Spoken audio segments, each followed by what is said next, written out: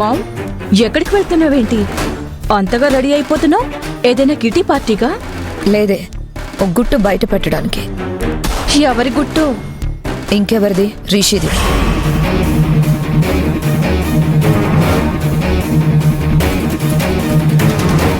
బావ గుట్ట అంటే దేని గురించి మాట్లాడుతున్నావు మామ్?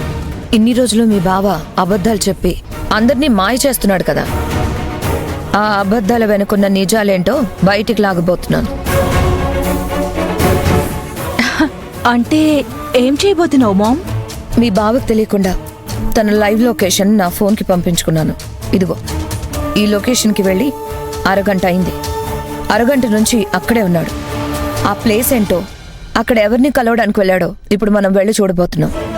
అది ఖచ్చితంగా ఆ శివంగి నర్సరీ అయి ఉంటుంది. ఇప్పుడు అక్కడికి వెళ్తే రిషి ఖచ్చితంగా అమ్మకి దొరికిపోతాడు. రిషి ఇన్ని రోజులు మన దగ్గర దాస్తున్న రహస్యం ఏంటో ఈ రోజు బయటపడిపోతుంది. పదవల్దాం. Mom, what is this mom? బావ మీద ఎందుకు నువ్వు అంత అనుమానం పెట్టుకున్నావు? He's a very gentleman. తప్పు చేస్తున్నాడని, తడబడుతున్నాడని అనవసరంగా బావ మీద ఏవేవో నిందలు వేస్తున్నావు. అవన్నీ నిందలో నిజాలో ఈ రోజు తేలిపోతాయి కదా. పదవల్దాం. మామ్, నువ్వు అనవసరంగా బావని ఎక్కువగా అనుమానిస్తున్నావు. ఈ విషయం బావకి తెలిస్తే తనని అనుమానించినట్టుగా అవుతుంది. ఇంకొక్కసారి ఆలోచించు. కొన్ని విషయాల్లో అనుమానిస్తేనే అసలు నిజాలు బయటపడతాయి. అయినా ఇదంతా నా కోసం కాదే, నీ కోసం, నీ భవిష్యత్తు కోసం. నీ భవిష్యత్తు బాగుండాలంటే బావను అనుమానించక తప్పదు. పదవల్దాం.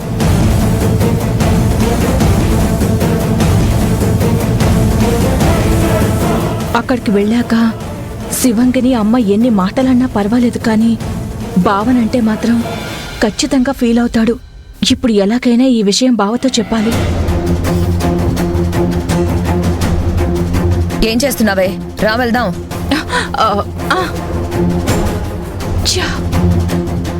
ఇప్పుడు బావకి ఈ విషయం ఎలా ఇన్ఫార్మ్ చేయాలి? నేను మెసేజ్ చేసినా అమ్మ చూసేస్తుంది.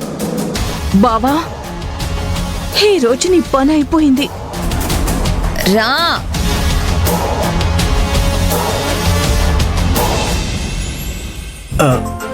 అవునండి, పంతులు గారు చెప్పారు.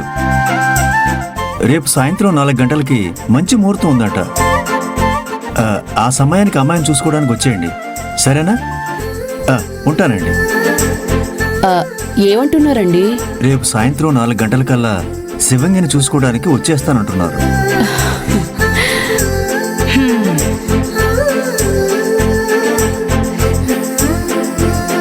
లలితమ్మ గారు వచ్చేస్తారా?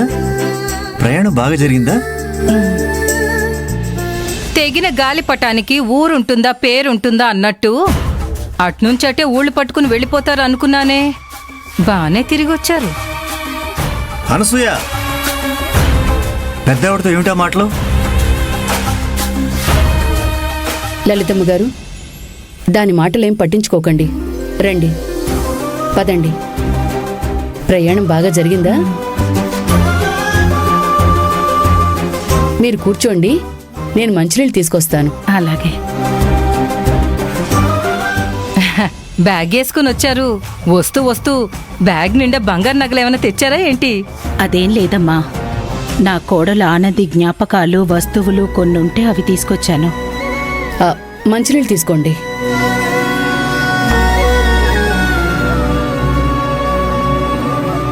అవునమ్మా, ఇందాక నేను వచ్చేటప్పుడు మీ అందరి మొహాలు వెలిగిపోతున్నాయి. ఏదో శుభవార్త విన్నట్టు. ఏమిటి సంగతి? రేపు శివంగిని చూసుకోవడానికి పెళ్లివాళ్ళు వస్తున్నారు లలితమ్మ. వాళ్లతోటే ఫోన్లో మాట్లాడుతున్నాము. ఓహో, అవునా? రాగానే చాలా మంచి వార్త చెప్పారమ్మా. ఈ మాత్రం దానికి మంచి వార్త అని ఎందుకు మురిసిపోతారులేండి. శివంగి వీలైనంత తొందరగా ఈ ఇల్లు దాటి అత్తారింటికి వెళ్ళిపోతే అదే మాకు శుభవార్త. ఈ అనసూయకు నోటి దురద ఎప్పుడు తగ్గుతుందో ఏమిటో. అలా మాట్లాడుతున్నావేంటమ్మా? ఆడపిల్ల అత్తారింటికి వెళ్తున్నప్పుడు ఏ తల్లిదండ్రులకైనా ఎంత బాధ ఉంటుందో తెలుసా? మా అనసూయ అంతేలేండి, ఏం మాట్లాడుతుందో దానికే తెలీదు. ప్రయాణం చేసి వచ్చి అలసిపోయి ఉంటారు. ముందు మీరు లోపలికెళ్ళి రెస్ట్ తీసుకోండి. ఆ, జాగ్రత్త అమ్మా.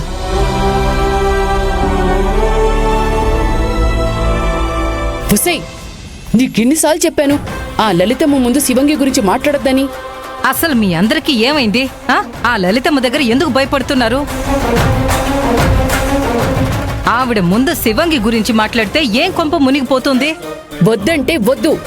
ఇంకోసారి శివంగి గతం గురించి ఎవరి దగ్గర మాట్లాడొద్దు.